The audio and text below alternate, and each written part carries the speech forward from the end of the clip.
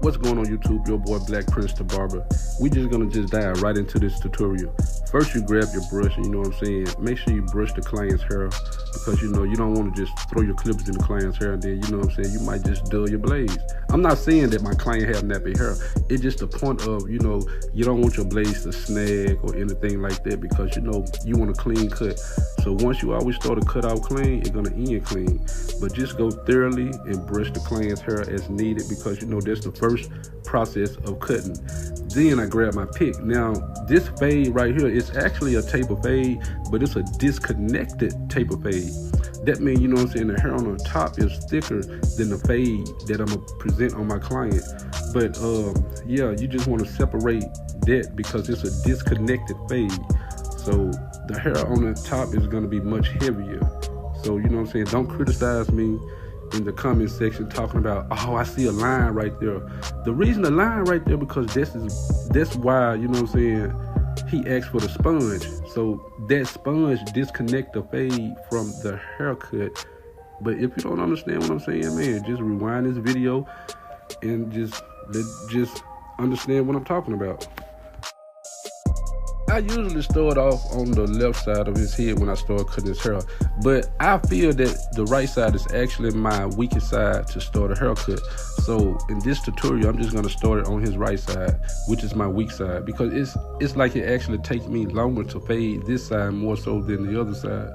I'm pretty sure a lot of barbers out there understand what I'm saying, but let's just get on into it. I grab my Stylecraft instinct, and I, you know what I'm saying, start to make my first initial guideline. And for you beginner barbers, do not be putting too much pressure on that first initial guideline, because it'll be kind of like hard to take out. So just be a little light-handed, and you know what I'm saying, just let the clippers just glide over it, because you know what I'm saying, the clippers actually by itself is actually cutting, you know what I'm saying. So don't put too much pressure on, just let the clippers do the work. And then as you notice, I open my blade all the way up. Now I'm about to go up a ½ an inch and, you know, scoop out as I go, because, you know what I'm saying, I just want my haircut to be clean, and I don't want that guideline to be hard to get out. So with that being said, you know what I'm saying, just light pressure, not too much pressure. Just let the clippers just do the work. And the Stylecraft, those are my go-to clippers from now on. I have a lot of more clippers, but you know what I'm saying, it's like when I first started cutting hair, I was just using Andes. But now I graduated to Stylecraft Instinct, and you know what I'm saying, they get the job done. But yeah, just make sure your work is neat as you go, and make sure everything is level, so you won't have to really just go back and do too much detailed work. And yeah, just make sure everything is appropriate the way it's supposed to be. And then I go up, close it 2 notches, and you see right there where I'm pointing at, I'm about to use my corners and feather that little line out. Remember, I'm doing a reverse fade on my first initial guideline, because I just want to work in that area first, because I don't want to just be skipping, you know, guards and then come back and fade. I want to do everything at one time. So yeah, just remember to use your corners, and you know what I'm saying, just be light-handed. And that's basically it. I mean, it's self-explanatory once you get the clippers in your hand yourself and start to cut. I mean, it might sound crazy the way I'm telling you guys, but if you get the feel of the clippers themselves will tell you what fade will be next. Then I close it up 1 more notch. Now this notch right here, if I was to close it up 1 more time, I'll be completely closed. But I'm in the 2nd notch from closed. Then I use my corners again and just go up. I mean, if you really just look at what I'm doing, man, this process is so easy. Remember to always take that first initial guideline out, so it can be light enough so you can start your blending process. Now when I put the 1 guard on, I'll be in my blending process, and you know, from there everything just fall in place. But let's just get into it and just enjoy the video.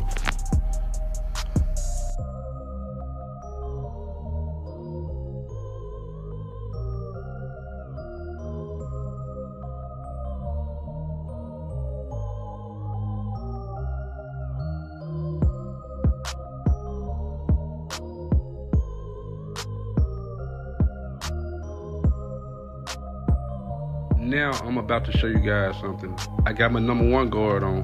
I'm gonna open them all the way, and now I'm about to make my 2nd initial guideline. Now this is where the fading process come in at, And remember to always be light on your touch, because you know what I'm saying, you don't want to put too much pressure. We're trying to cut the hair, you know what I'm saying, we're not cutting the skin. And you see right there, I just told you guys to flick out when you get to the disconnected area, because you know what I'm saying, you don't want to put too much pressure on that disconnected area, and therefore you're going to push the fade up. But yeah, just take your time, you know what I'm saying, just cut and brush, and you know what I'm saying, make sure the hair is laying down correctly before you move on to the next step. But yeah, just remember to always go back over your work no matter what. Even if the fade do look good, remember, you know what I'm saying, you're trying to outdo yourself. You're not trying to outdo anybody else, because cutting hair to me, it's like I'm competing against myself to make myself better. With that being said, man, you know what I'm saying, just take that into heart, and you know what I'm saying, that's how you better your craft. And then I take them same number ones and I close them. And now I'm about to, you know what I'm saying, start to knock that little line out right there. But it's not going to completely take the line out. It's just going to feather it so I can come back with my next guard. But remember to always use your corners, because in any haircut process, the corners is the most very important thing of the whole thing. Now you can see that that blend is actually coming together with my one guard closed. But you know what I'm saying, there's always room for detail. So let's just get into it until we get to the next step.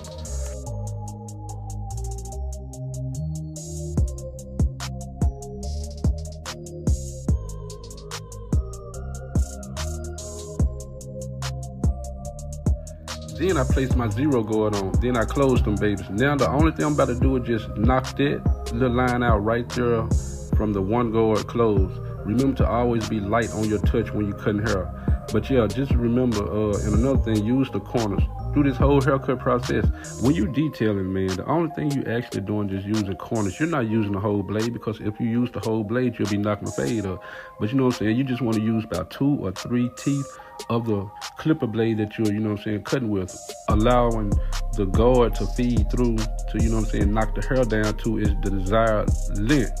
But yeah, just remember to always be light on your touch, because you know what I'm saying, you can actually see the haircut coming to effect when you're doing that type of stuff. But you know, with the zero guard on, the zero guard is not going to completely knock that line out.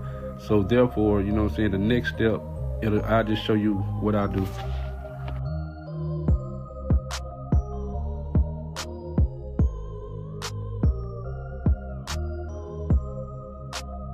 Now you have to be very careful on this part right here, because you know what I'm saying, I don't have no guards on, just nothing but naked blade. I open my blade, and right there where I just pointed it, I see some dark areas that I need to knock out. Remember to always use the corner of your blades, because you know what I'm saying, you don't want to just take that and then run with it, man. You know what I'm saying, you did all that work, and you don't want to just use your blade and start knocking spots into the fade. You know what I'm saying, fade underneath your blend. I mean, rewind the video. This is YouTube, you always can rewind it, because you know what I'm saying, that's what I'm posting videos for. If you don't understand what I'm saying, you know what I'm saying, you can always rewind it. But yeah, just use the corner, light touch, and remember to brush afterwards, and you know, rest your eyes, you know what I'm saying, because you know, if you're looking at a blend too long, it's like you get like kind of daydreamed in it. So just look off from your blend and then come back to it. It'll show a different perspective of what you've seen before. But remember to always fade at the bottom, blend at the top. So with that being said, man, let's just get into it. Now I have my number 2 guard on. I'm not really doing anything, but you know what I'm saying, just clearing the bulk, because I'm gonna come back behind myself and do detail after the cut. So right here, it's just clearing the bulk so I can know the area that I need to really just work in before I start on the other side. All right, now it's time for a little detail work. Now, I would just want to slow it down for you guys. I'm going to be doing detail work with my guards as well. So the only thing I'm doing right now, I just put my one guard back on, and I open it all the way back up. I'm just running into that 2 guard close when I told you guys I just was removing the bulk, because it gave me more area or room to work in. But yeah, just use your guards lightly. And you know what I'm saying, now I'm going with the grain, because I just want to just knock that down so everything just flew in place. But I'm going with the grain with my guards open, because you guys can't see the level on this side. But with my level open, I'm just going with the grain. And now I'm going back against the grain. As you notice, my level is still open. But with that being said, man, let's just get into it until we get to the other side.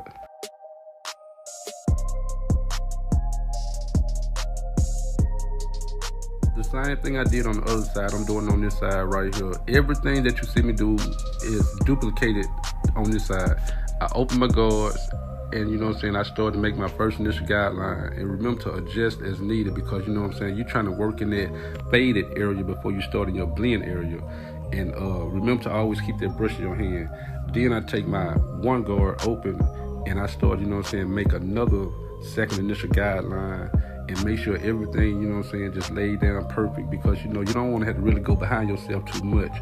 And after that, I still have my one guard on, I just closed it up just to, you know what I'm saying, just to make that line kind of feather out.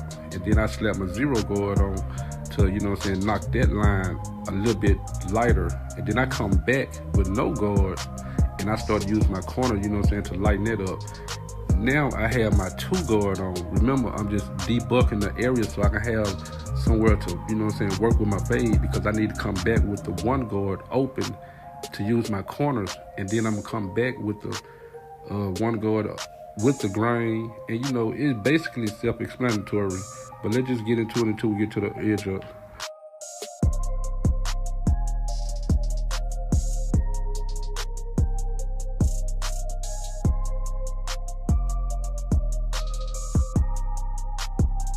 Alright guys, it's the edge up time. Remember to always brush the client's hair in the desired direction that the hair grows in before you pursue your edge up. Then come back with some holding spray, which is Tresemme. I let this sit in for about like 3 minutes. Usually I blow dry it. And then so I grab my brush and I start back to brush back over the Tresemme so I can make sure it's stiffening up.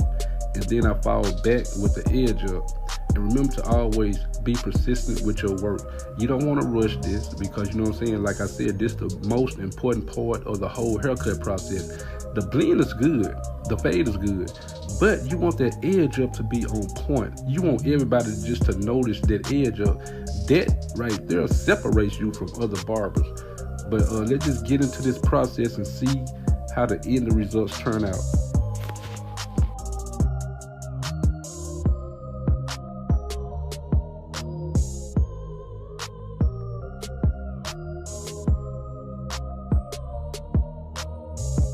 Alright guys, now I've spread the enhancements on my clients, but remember to always be, you know what I'm saying, careful, because a lot of barbers think the enhancements is for the hair. Yeah, it is for the hair, but it's more of a dye for the skin, because you know whatever lays beneath the hair, you know what I'm saying, gonna stain the skin. So actually, you know, for you beginner barbers, you know what I'm saying, I just want to just bring that to your attention.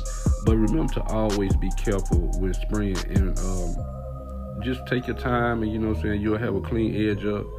And to purchase the equipment that I'm using in this video, man, you know what I'm saying, I will leave the links in the description below. But with that being said, man, you know what I'm saying, just take your time, and you know, you'll get there.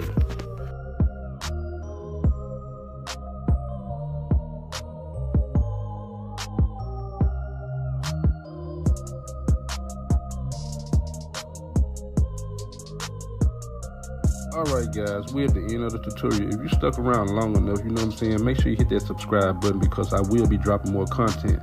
But this is how my client came in. You know, I had to put my boy back in the game and everything, but you know, after he got up out of my chair, he already knew the deal. He already knew what the business was. But yeah, this is how he looked before he came and sat in the chair. And this is exactly how he leaving the chair, man. Look. If you guys enjoyed this video, make sure you guys hit that subscribe button, turn on post notification, let your boy Black Prince the Barber know that you are a loyal subscriber, man. Hey, I really appreciate you guys tuning in.